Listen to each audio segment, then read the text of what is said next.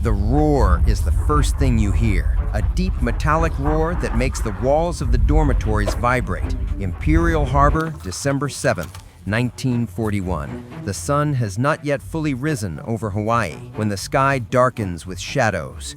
Hundreds of Japanese planes cut through the air like swarms of metallic locusts. Their Nakajima engines roar in unison, while below, in the harbor, the steel giants sleep, unsuspecting of what is about to happen. A crash, a column of fire. The USS Arizona splits in two. The airfields burn. The hangars are devoured by explosions. It is one of the darkest days in U.S. military history. But let's change one single thing. Imagine the runway of Ken Field, still damp with dew, hidden under a gray tarp, covered in dust and silence. There is something that does not belong to this time, a machine that not even the engineers of the near future could dream of. The F-22 Raptor, a jet born of the 21st century, chained within the nightmare of 1941. And then the question burns in your mind. What happens if the most advanced fighter plane in the world is unleashed in the middle of one of the most infamous attacks in history? Can a single fighter stop the incursion, or is it just a lonely colossus trapped against hundreds in a sea of fire? You approach, pull back the tarp, and there is its fuselage. It looks like a sleeping predator. Sharp angles, matte surface, radar invisible line, a breathing monster. Silence. Flight capabilities. It can cruise at Mach 1.5 without afterburners. Over 1,770 kilometers per hour, an inconceivable speed in 1941. It is practically invisible to radars that don't even exist in this era. It climbs with the grace of a projectile and maneuvers as if defying physics itself. Armament. 6 AIM-120 AIMRAAM missiles, capable of hitting targets over 80 kilometers away. 2 AIM-9 Sidewinder heat-seeking missiles designed to annihilate in close combat. A 20mm M61 Vulcan cannon with 6 barrels and 480 rounds, able to spit 100 bullets per second. Sensors and maneuverability. Its radar can track more than 20 targets at the same time, firing before the enemy even knows it's there. It climbs higher, turns tighter, and accelerates faster than anything that existed in the air in 1941. The F-22 is not just a plane, it is a perfect predator. A lone hawk against a flock of doves. But it is also a prisoner, because it is not invincible.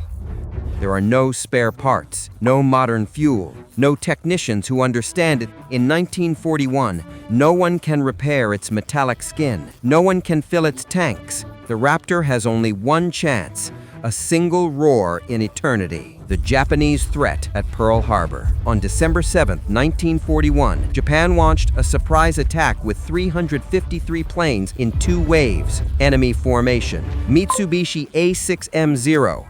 Agile fighters, fast for their time, but they do not surpass 530 kilometers per hour. Nakajima B-5N, slow, vulnerable torpedo bombers.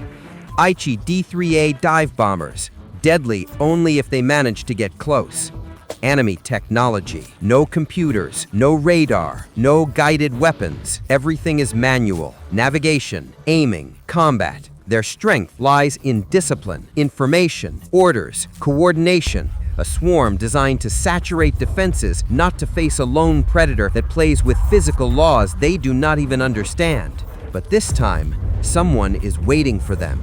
The attack begins. The first wave approaches. 183 planes flying low over the water. The roar of their engines mixes with the crash of the waves, and you are seated in the cockpit of the F-22. The systems come alive. Screens light your face. Radar beeps draw an invisible map of death within seconds. You ascend like lightning. The sea shrinks beneath your feet. At 50 kilometers, the radar outlines silhouettes, dozens, hundreds of echoes. The fighters don't see you. They have no idea you're there. You pull the trigger. Missiles cross the air like invisible lightning bolts. 1 second, the formation is intact. The next, holes. The swarm splits apart. Explosions in the sky. Pilots who will never understand what killed them. Panic. The bombers break formation. The Zeros spin like wounded animals, searching for a threat they cannot see. the Raptor strikes again. Every explosion is a crack in Japanese discipline, and the most terrifying thing for them is that they never see the enemy. The second wave arrives. Another 170 planes approach along the same route, but this time, the surprise is lost. Alarms roar in the harbor. U.S. soldiers run to the anti-aircraft batteries. The sky is no longer theirs, but there are still more than 300 enemies in the air, and you are only one. Every second you spend chasing fighters above, more bombers glide toward the ships. The jet is fast, yes, but it cannot be everywhere at once. Your dilemma is brutal. Shoot down the bombers to save the battleships, or attack the fighters to protect the few defenders still alive. Every choice is a betrayal. Every downed target means another one slips through.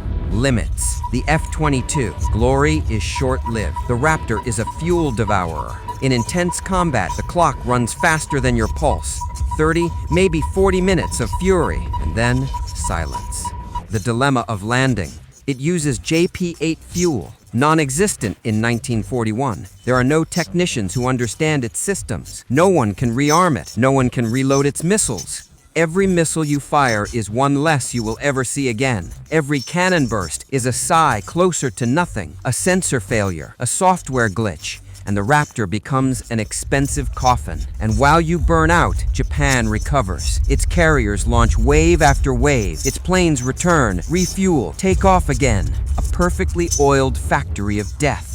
You are a lonely god. They are an army with roots. When your tanks run dry, the battle will continue. When your missiles are gone, the war will have only just begun. There is no second round. Can the F-22 stop the attack? Pearl Harbor was not just an air battle. It was a coordinated slaughter. 8 battleships sunk or damaged. 188 aircraft destroyed on the ground. More than 2,400 dead. Could an F-22 change it? Yes, but not enough. Even if you shoot down 12, 15, maybe 20 planes, the rest get through. Enough to sink ships, enough to sow terror.